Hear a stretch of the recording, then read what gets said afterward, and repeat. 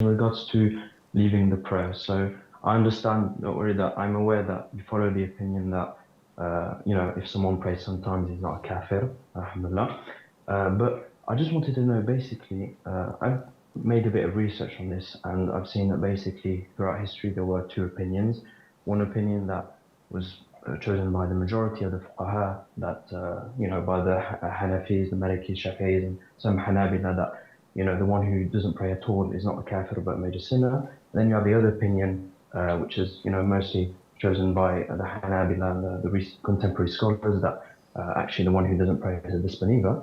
But and both parties bring their evidences, and what I've read, and correct me if I'm wrong, that the majority of those that say that leaving off the prayer is a disbeliever also say that actually leaving off one prayer is kufr akbar. And they also bring the evidence that I think it was Ibn Hazm who said that basically there was almost a consensus among the Sahaba that leaving off one prayer is kufr akbar. And apparently this was also the opinion of Umar ibn Khattab radiallahu anhu. So in light of this, how do we support the opinion that actually no, the one who prays sometimes is not a kafir but a major sinner? And what are some of the evidences, apart from the difference between salah and as-salah? Barakallahu fi. Ufikum barakallah. This is a long topic, Akhi Sufyan, and I was fortunate and honored about maybe 12, 13 years ago to have a circle of knowledge with my brother Dr. Abu Amina Bilal Phillips in Green Lane Masjid in Birmingham about 12, 13 years ago. And we did a sort of a debate. It wasn't a debate, it was a scholarly conversation, but it was in the masjid, in public, on this particular rule, whether a person who leaves the salat is a kafir or not. And I think it's on my YouTube channel and elsewhere by the name of The Great Debate. So I would refer you to go there.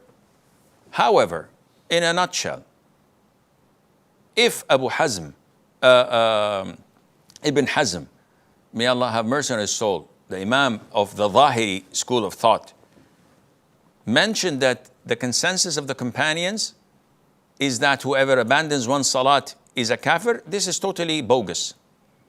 Like Imam Ahmad, may Allah have mercy on his soul, said, whoever mentions the consensus of people, then he has lied. How does he know that someone in this country or that did not differ with this consensus?